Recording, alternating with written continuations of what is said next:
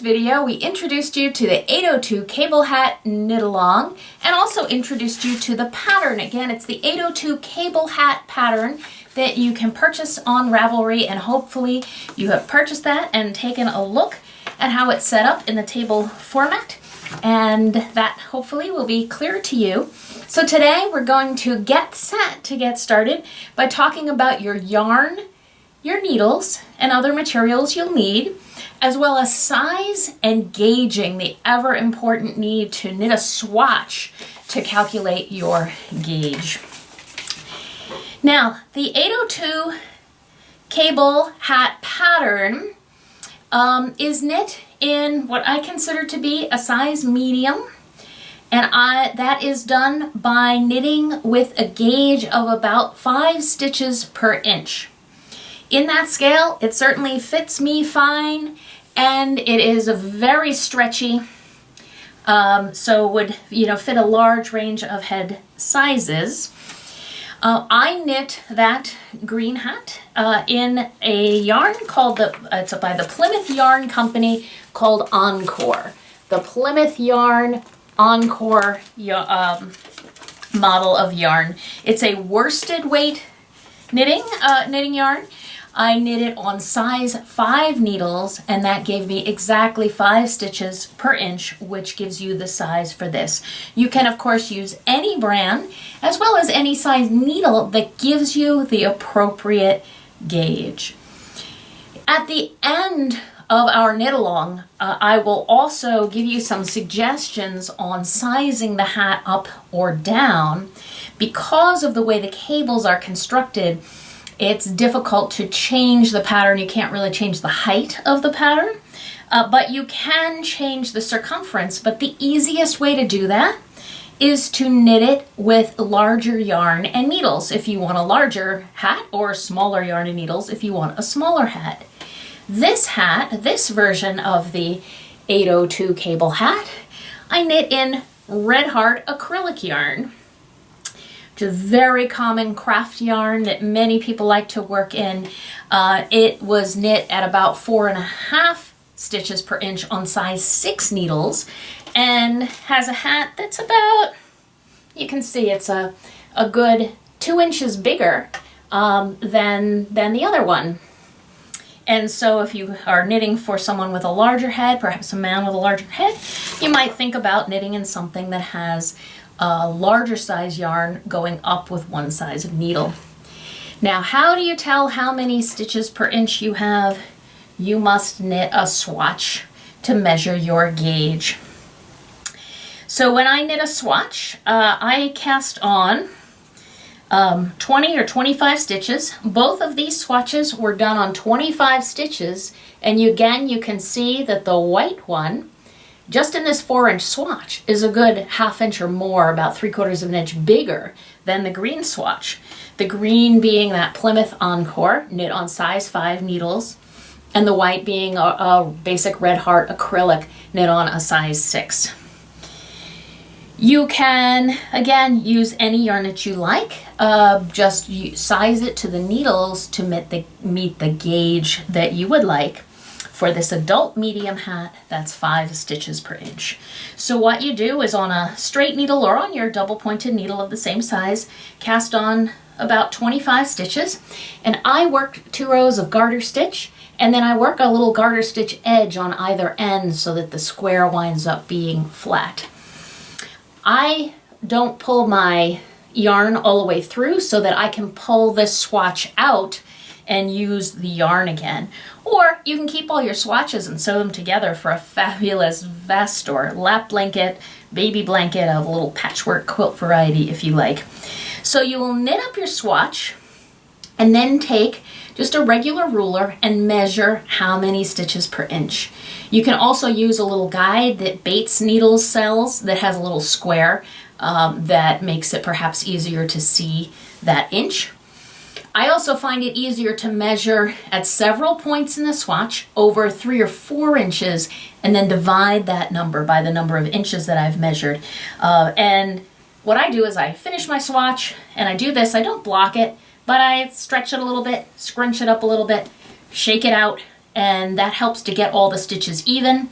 And then again, measure your gauge at several points in the swatch and make sure that you're getting a consistent gauge. So you'll have your yarn. You will also need your needles. Now, many of you are fond of knitting on circular needles. Some of you use the magic loop or use a 2-needle system to knit in the round. And by all means, if you knit with a circular needle, go right ahead and knit this in a circular fashion and it works perfectly fine. Many of you may be accustomed to knitting on a set of 3 double-pointed needles so that the work that you're working on is in a triangle while you then use the 4th needle to do your knitting. So actually the piece is on 3 needles and you use a 4th needle. This hat pattern and many of my hat patterns, I knit on a set of 5 needles. And I don't want that to scare you. I actually find it much, much simpler, and I am a double-pointed needle fan rather than a circular needle fan. Again, if you're a circular needle fan, go right ahead, stay on your circular needles. That's good for you. If you are a double-pointed needle fan, I strongly encourage you to get a set of 5 needles because this hat pattern and most of my hat patterns are done in blocks of 4. If you put your work on 4 needles and divide it evenly on 4 needles, each one of the needles is going to be 1 segment of the pattern.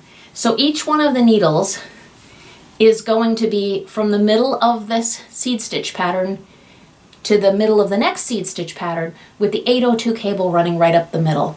And there's 4 of these cables on the hat. So if your work is on 4 needles, each needle is going to be identical in terms of what you knit. And in fact, the way that I have set up this pattern in charts, in this table, each row is 1 needle.